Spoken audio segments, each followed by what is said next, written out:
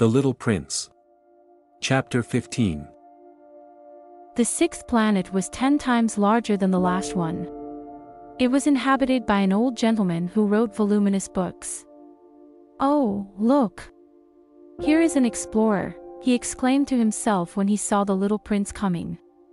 The little prince sat down on the table and panted a little. He had already traveled so much and so far.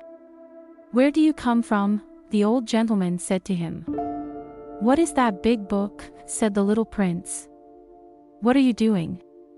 "I am a geographer," said the old gentleman. "What is a geographer?" asked the little prince. "A geographer is a scholar who knows the location of all the seas, rivers, towns, mountains, and deserts." "That is very interesting," said the little prince. "Here at last is a man who has a real profession." And he cast a look around him at the planet of the geographer. It was the most magnificent and stately planet that he had ever seen. "Your planet is very beautiful," he said. "Has it any oceans?" "I couldn't tell you," said the geographer. "Ah." The little prince was disappointed. "Has it any mountains?" "I couldn't tell you," said the geographer.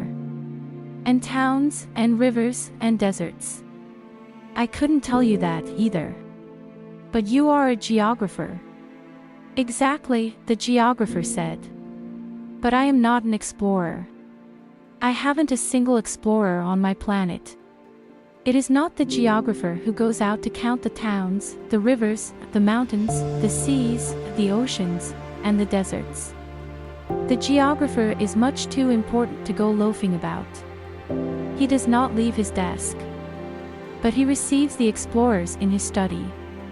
He asks them questions, and he notes down what they recall of their travels. And if the recollections of any one among them seem interesting to him, the geographer orders an inquiry into that explorer's moral character. Why is that?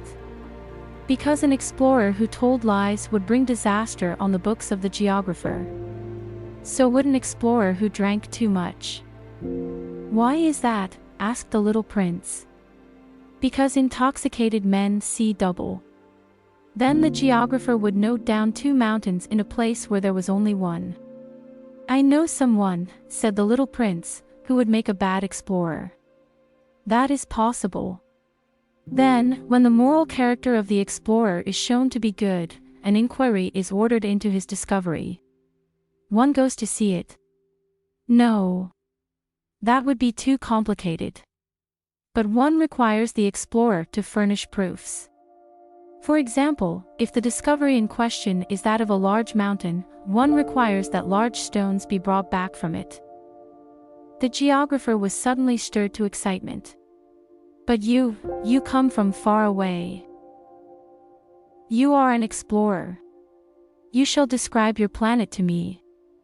And, having opened his big register, the geographer sharpened his pencil. The recitals of explorers are put down first in pencil. One waits until the explorer has furnished proofs, before putting them down in ink. "Well," said the geographer expectantly. "Oh, where I live," said the little prince, "it is not very interesting. It is all so small. I have 3 volcanoes. 2 volcanoes are active and the other is extinct.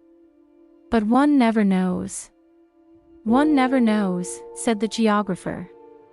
"I have also a flower." "We do not record flowers," said the geographer. "Why is that?" "The flower is the most beautiful thing on my planet." "We do not record them," said the geographer, "because they are ephemeral." "What does that mean, ephemeral?"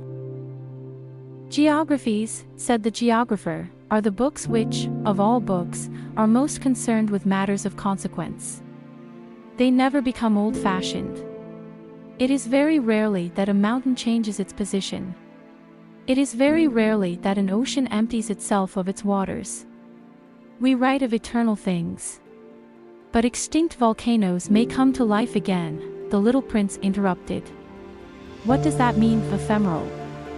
"Whether volcanoes are extinct or alive, it comes to the same thing for us," said the geographer. The thing that matters to us is the mountain. It does not change. But what does that mean, ephemeral? Repeated the little prince, who never in his life had let go of a question, once he had asked it. It means, which is in danger of speedy disappearance. Is my flower in danger of speedy disappearance? Certainly it is. My flower is ephemeral, the little prince said to himself, and she has only 4 thorns to defend herself against the world. And I have left her on my planet, all alone. That was his first moment of regret. But he took courage once more. What place would you advise me to visit now? He asked. The planet Earth, replied the geographer.